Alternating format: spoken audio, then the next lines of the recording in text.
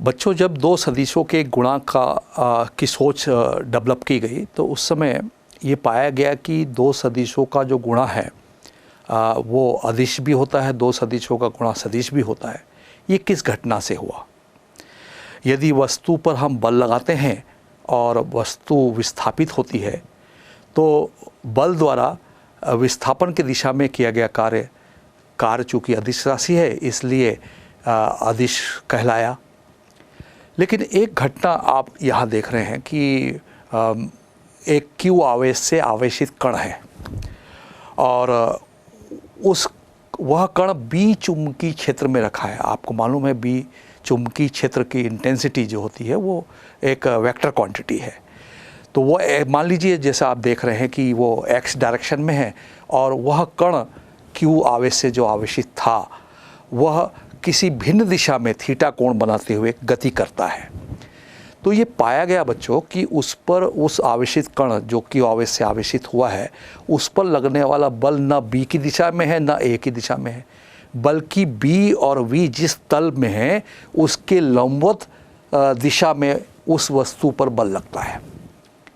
तो इस घटना से हम समझ पाए हैं कि दो सदिश, कौन सा? चुंबकीय क्षेत्र और वेग, जो एक तल में है और लगने वाला बल डिफरेंट नेचर का है।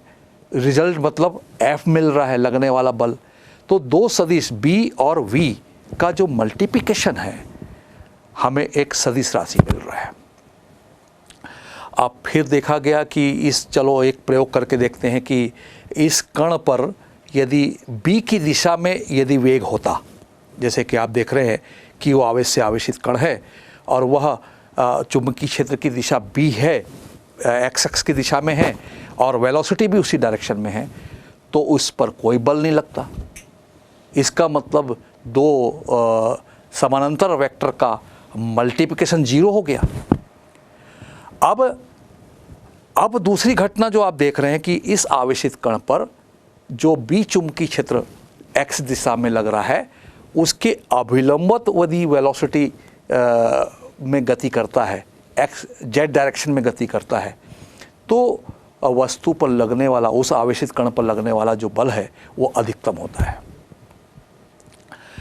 तो हमने ये समझ लिया बच्चों कि यदि दो समानांतर वेक्टर हो तो उसका सदिश गुणन 0 हुआ और दो अभिलंबवत सदिश होंगे तब उनका मल्टीप्लिकेशन सदिश गुणा अधिकतम है। अब जैसे कि बच्चों मैंने आपको कहा कि Q आवेश से आवेशित कण पर जो B चुंबकीय क्षेत्र में गति कर रहा था और V वेलोसिटी से चल रहा था, तो दोनों के डिफरेंट डायरेक्शन है, दोनों के डिफरेंट नेचर है। और जैसा कि आप देख रहे हैं कि एक लेफ़्ट हैंड रूल हमें दिखाया गया है कि 4 उंगली की दिशा में B चुंबकीय क्षेत्र की दिशा है और अंगूठे की दिशा में वस्तु गति कर रही है। तो जो उस वस्तु पर लगने वाला जो बल है उस हथेली के लंबवत आपको दिख रहा है। तो यहाँ पर ये बात स्पष्ट हो रही है कि A क्रॉस B से यदि हम उसकी तुलना करें कि मैथमेटिक्स में, फिजिक्स को मैथमेटिक्स से जोड़ते हुए हम सोचें तो वास्तव में B एक वेक्टर है और वेलोसिटी भी एक वेक्टर है और उस पर लगने वाला बल भी एक वेक्टर है। तो दोनों का रिजल्ट हमें सदिश राशि मिल रहा है। B क्रॉस V हमें F मिल रहा है। तो F जो है जिसकी दिशा B और V जो हथेली के लंबवत है, इस कारण से हम समझ पा रहे हैं कि A क्रॉस B एक ऐसा सदिश है जो A और B दोनों पर लंबवत है। बच्चों, अब जो Q आवेश से आवेशित कण था जो B चुंबकीय क्षेत्र के क्षेत्र में रखा है और V वेलोसिटी से गति कर रहा है, तो उस पर लगने वाले बल को हम और राइट हैंड से भी हम समझ सकते हैं। तो 4 उंगलियों की दिशा से यदि हम V का दिशा B की तरफ V क्रॉस B जानना चाहते हैं तो इस तरह से जो आप चित्र में देख रहे हैं तो दिखाएं, तो जो अंगूठे की दिशा होगी उस पर वह बल, लगने वाले बल की दिशा को बताएगा। तो आप यहाँ ध्यान से देखिए कि V क्रॉस B अंगूठे की दिशा में है। फिर से बोल रहा हूँ, V क्रॉस B यदि अंगूठे की दिशा में हो। यदि हम B क्रॉस V करेंगे तो निश्चित रूप से वो उल्टा होगा।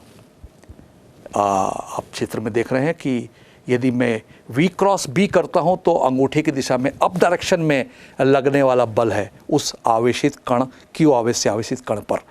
यदि B क्रॉस V करता हूं, B क्रॉस V करता हूं तो निश्चित रूप से अंगूठा को हमें विपरीत दिशा में करना पड़ेगा और वह डाउनवर्ड डायरेक्शन में होगा।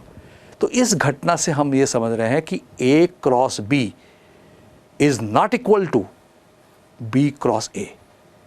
मॉड में लेंगे, इनका मैग्नीट्यूड लेंगे तो इक्वल रहेगा। तो A क्रॉस B चूँकि सदिश राशि है तो निश्चित रूप से B क्रॉस A भी सदिश होगी, लेकिन वो डिफरेंट अपोजिट डायरेक्शन में होगी। बच्चों, दो सदिशों के गुणा की बात जहाँ आई तो दो प्रकार के उसके गुणा हैं, A डॉट B और A cross B। A cross B सदिश गुणा है तो A क्रॉस B बराबर होता है length of A length of B sine theta n cap. ये n कैप एक ऐसा वेक्टर है जो A क्रॉस B की दिशा में, और A क्रॉस B एक ऐसा सदिश है जो A और B जिस समतल पर है उसके लंबवत है। तो A क्रॉस B उस समतल पर नहीं है, हवा में है। अब यहाँ प्रश्न उठ रहा है कि A क्रॉस B बराबर ए बी साइन थीटा क्यों हुआ बच्चों। तो उसको प्रूफ करने के लिए कि A क्रॉस B बराबर साइन थीटा क्यों होता है, इसको हम आप चित्र में ध्यान से देखिए। समतल में A और B वेक्टर हैं और उनके बीच का कोण थीटा है। आप चित्र में देखिए, A और B दो वेक्टर है, उनके बीच एंगल थीटा है।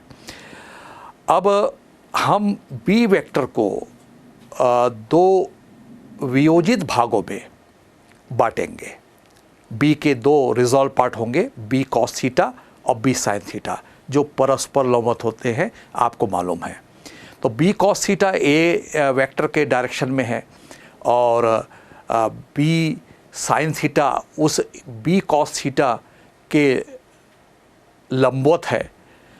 और अब सवाल उठता है कि A क्रॉस B जब हम करेंगे तो मुझे B से गुणा करने के लिए उसके दो रिजॉल्व पार्ट है जो B cos theta B sine theta, उनसे गुणा करना पड़ेगा।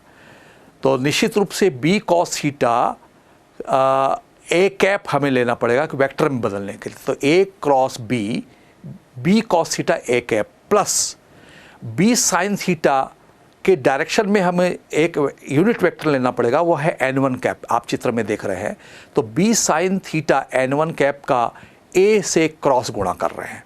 तो आप देख रहे हैं कि A क्रॉस B बराबर B कॉस थीटा ब्रैकेट में A क्रॉस A कैप है, क्योंकि B कॉस थीटा A के डायरेक्शन में है, और plus A cross B sine theta n1 cap का मुझे मल्टीप्लाई करना पड़ेगा।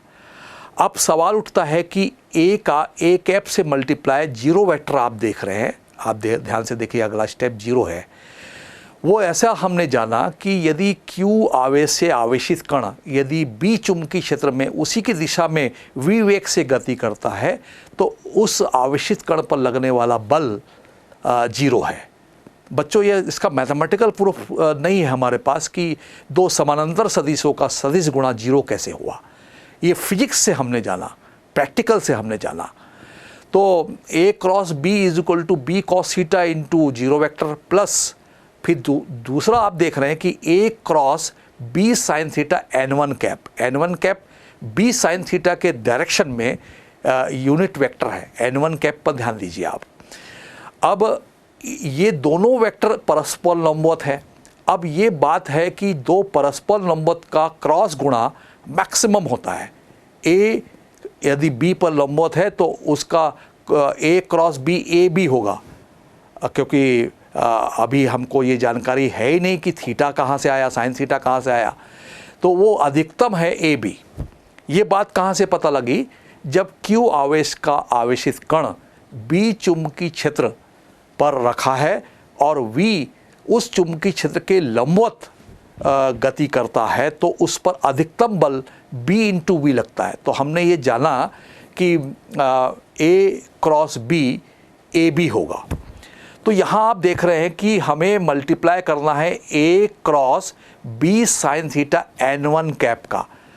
तो निश्चित रूप से वो ए बी साइन थीटा होगा, एन वन कैप का रिजल्टेंट तो 1 होगा। और एन कैप कहाँ से आ गया? तो अभी अभी हमने ये जाना था कि क्यू आवेश का आवेशित कण यदि इंक्लाइन डायरेक्शन में चलता है तो बी और वी जिस समतल पर है तो उस पर लगने वाला जो बल होगा उस तल पर अभिलंबवत लगता है। तो यहाँ पर B sine theta n cap हमें लेना पड़ेगा एन की जगह पर। तो हम यहाँ समझ गए कि zero vector plus A B sine theta n cap, तो A cross B is equal to A B sine theta n cap. यानी बच्चों निश्चित रूप से हमको इसका प्रूफ मिल रहा है कि A cross B is equal to length of A, length of B, sine theta n cap. तो आप इसका प्रूफ देख रहे होंगे कि सदिश गुणा में साइन थीटा कैसे आया, और ये जो बात आई है वो फिजिक्स के प्रैक्टिकल से आई है।